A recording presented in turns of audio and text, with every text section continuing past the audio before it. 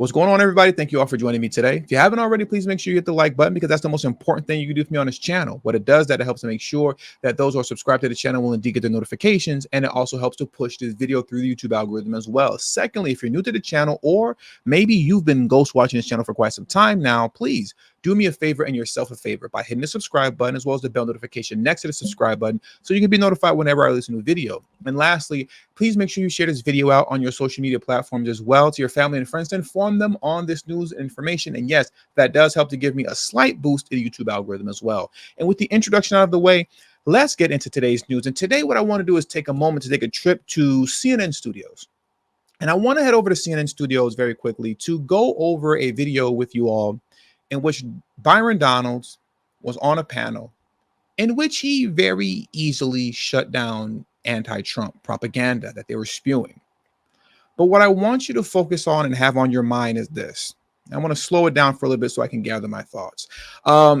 Most of you have heard me make reference to my, what I call a tinfoil hat theory, right? Of Kamala Harris's campaign being a throwaway campaign. Why do I believe that? Well, I'll start here. Do I believe that the DNC wants to lose this election? No, they don't want to lose. Do I believe that they expect to lose this election? Yes, they expect to lose. Running a campaign in which you're expecting to lose, you're effectively running a throwaway campaign. And given the fact that this is a throwaway campaign, in my opinion, from my observation as I'm seeing things, it's very clear, at least to me, that the DNC is running a series of tests on the US population and their constituents, obviously, but the population at large.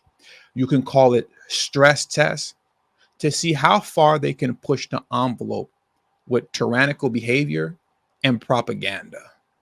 As it pertains to tyrannical behavior, let's talk about the weaponizing of the justice system. The very thing that they claim Donald Trump wants to do is what they do and have done religiously. They were somewhat successful in weaponizing the justice system against Donald Trump. They were able to get him convicted on, I believe it was 34 felony counts. But the ultimate goal was to put him in jail by the time of the election and to get him removed off the ballot based on those convictions. And that didn't happen. So it was kind of a 50-50 win-lose situation. But they were successful when it came to RFK Jr. because they were able to weaponize the justice system in New York to remove him off the ballot over there prior to him suspending his campaign. And they were also successful in bleeding RFK Jr.'s campaign dry, to which RFK Jr. himself stated that his campaign spent $10 million fighting the DNC in states all across this country because the DNC kept weaponizing the justice system to remove him off the ballot in numerous states in which he would have to spend money fighting to get himself back on. This is weaponizing the justice system. Don't let them tell you any different. They have effectively weaponized the justice system to remove political opponents off the ballot and to go as far as to try to get them put in jail. Once again, the very thing that they accuse Donald Trump of is what they do. Now, concerning propaganda, what we have seen and what you're going to see right now is proof. And I'll pull this up on the screen. Let's get Abby Phillips up here, right, from CNN. You are going to watch Abby Phillips lie to your face. She's going to lie to your face with a straight face concerning something that Donald Trump said. She's going to lie about what he said and say that he said something else after playing you the video of what he actually stated. And we've seen situations like this on multiple occasions. One of the biggest examples of this, before I get into this video clip, we're going to get into it, is the whole border czar controversy. The DNC, the president of the United States, a Democrat, Joe Biden, they're the ones who tasked Kamala Harris with stemming the flow of illegal immigration. DNC media is the media outlet that told us she was the border czar. And then what did they do? They turned around and said, no, we didn't. Despite the host of video evidence that exists, they said, no, we didn't. We didn't tell you that she was the border czar. Those Republica MAGA extremists are the ones who told you that. You're falling into, conspiracy theory nonsense, despite the obvious and very literal video evidence of them telling you that. And we've played that video evidence multiple times in the past. Now, I want you to see here, as it pertains to fear mongering. This was a fearmonger propaganda fest, for lack of better words. And I'm not going to say anything else. Let's just listen to the first 45 seconds of Abby Phillips' introduction. And I'm not going to say anything. I'll just let it play. Donald Trump taps into American carnage as voting gets underway across the country. And is he getting policy ideas from a B-list Hollywood movie? Well, that's because what he is saying sounds like it was ripped from the pages of The Purge. It's a movie franchise, but here it is. Business, right? They don't pay rent. The city doesn't have it's a chain of events that's so bad. One rough hour, and I mean real rough, the word will get out and it will end immediately. End immediately. One day of whatever you want, I guess. It is a literal movie plot, but real life policy? What is she talking about? What did we just watch? I'm truly at a loss of words, because this is supposed to be a serious news channel, and they themselves are operating like a conspiracy theory channel, CNN. She started off by saying, and you have to excuse me for just kind of, I'm genuinely at a loss of words. She started off this clip by saying, this is like something out of a movie. This is like something out of The Purge. This is like something so creepy and crazy. Donald Trump is tapping into violence. And then they played a clip following of Donald Trump fumbling over words, saying absolutely nothing, completely out of context. You listen to Donald Trump say, I guess, and 1 hour of this is going to be bad. And I tell you, oh my God, this is like something out of The Purge. What do you think? What? And my point is, I honestly could end the video here. If they're able to successfully push this off as news to fearmonger people into the polls, to vote for Kamala Harris to the degree to where she wins based off of propagandized nonsense like this, what does that say about the future of the country? I seriously am even considering just ending this video right now, right here, with just that. But let's carry on. Let's carry on with this. Well, it's not policy, and this is red meat for the base, because they don't ask questions about, well, how would you do this and how would this work? It's just red. Look at the lower third. Trump floats violent day of policing to end crime. He never floated a violent day of policing to end crime. How did you get that Donald Trump floats a violent day of policing to end crime from a 5-second clip where Donald Trump was literally stumbling and fumbling over his words, literally saying absolutely nothing, and you framed an entire false narrative around 5 seconds of literal babble? It was babble what we just listened to. Donald Trump was babbling.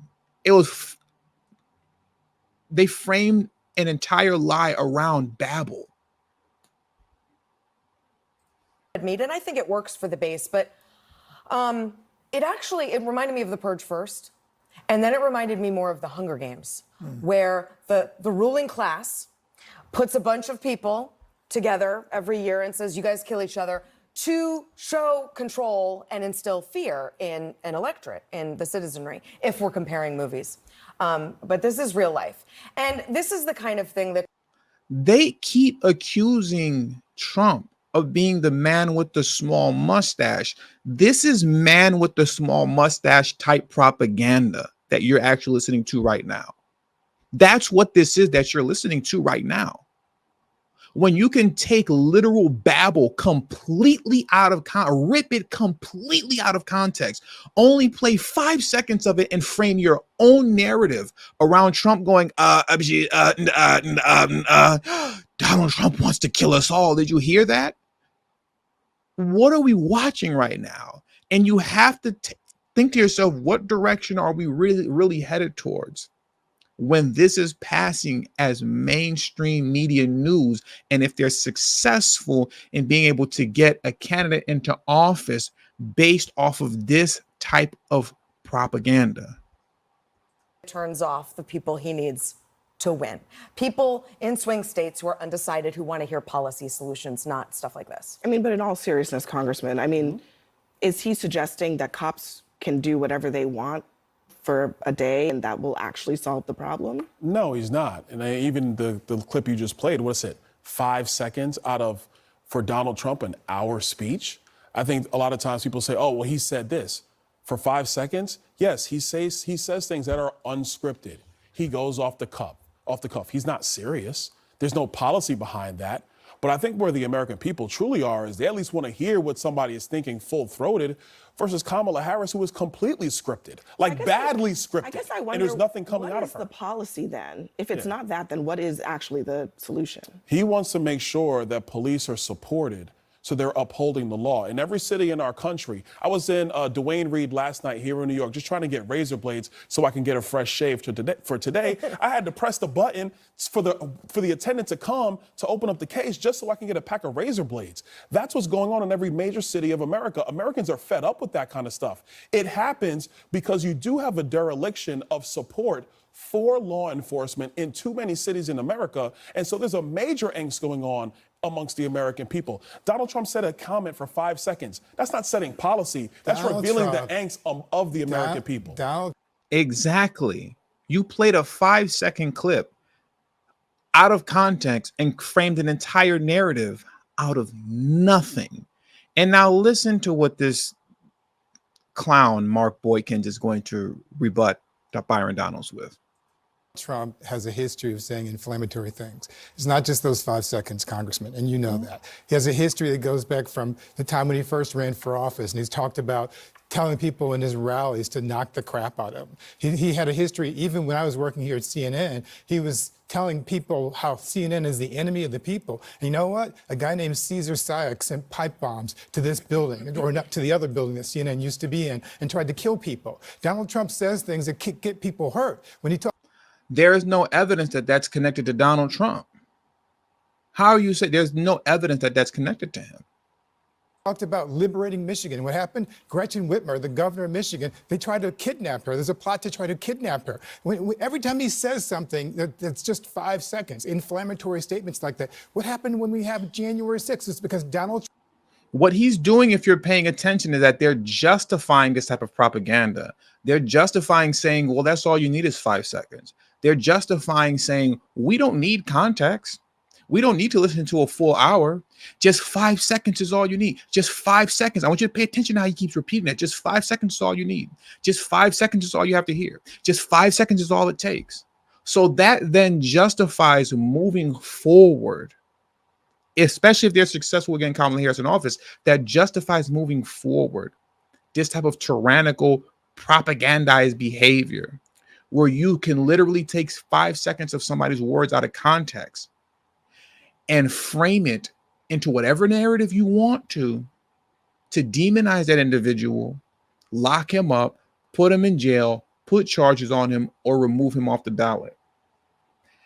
And voting Kamala Harris in office justifies all that.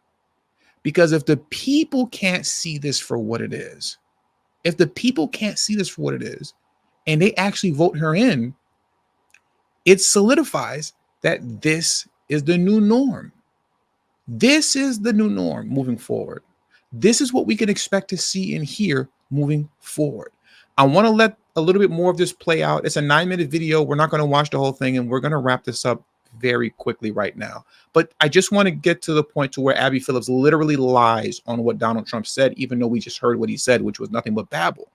Trump opened his big mouth and wouldn't shut up. And I wish at some point, Congressman, you would at least have the courage to stand up to your dear leader and tell him when he's doing wrong. Are we going to Don't talk just about? Are we going apologize to for talk him. now about the rhetoric Don't just directed? apologize for him. Are we going to talk about the rhetoric directed at Donald Trump? Because we do realize that he's been trying to kill. Are you going to continue to try not to answer the question? So you're not going to answer what I just said. Hang on one second. Let's talk about that. Let's actually talk about rhetoric, because here's what Trump supporters have been saying. People hear this violent, dangerous rhetoric, and we're going to have a copycat. It's coming. And it's just unfortunate. Somebody's going to get killed. I'd say that's pretty strong evidence that the left needs to tone down the rhetoric and needs to cut this crap out. Somebody's going to get hurt by it. It works when we see the liberal elite literally trying to take out a political opponent. Now, do they cause it? Absolutely, they contribute to it. They're complicit with it because of their words.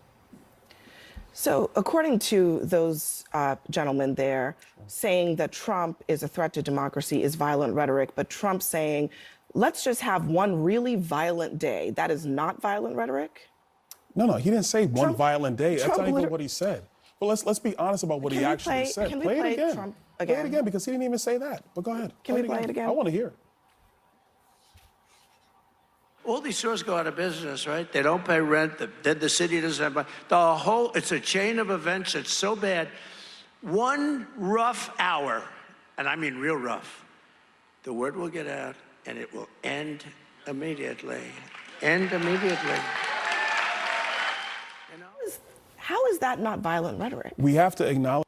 He didn't say one violent day. That's not what he said.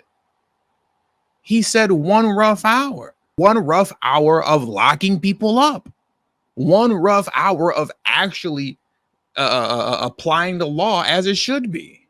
You're stealing, you go to jail. Breaking into a car, you go to jail. You commit a crime, you actually get arrested, and you actually have to pay for your crime. You actually have to pay for that. That's not violent rhetoric. They're literally making stuff up as they go along. They're making up stuff. They're lying. They're speaking foolishness. Abby Phillips literally played the clip for you at the beginning of the show. You heard what he said, and then she went on to lie and say he said something that he didn't say. If Kamala Harris wins, this type of propaganda is the new norm. And what that means for the country moving forward, God only knows. And with all that being said, that does it for today's video. So thank you all for joining me today. Please hit the like button on your way out. Subscribe to the channel if you're new to the channel. Share this video on your social media platforms. And also, please don't forget to follow me on Telegram and Rumble. That is extremely important that you do that. Follow me on Telegram and Rumble. Both my Telegram and Rumble links will be in the description box below and pinned in the comment section as well. Thank you all for your time. Until the next video, peace and have a great afternoon.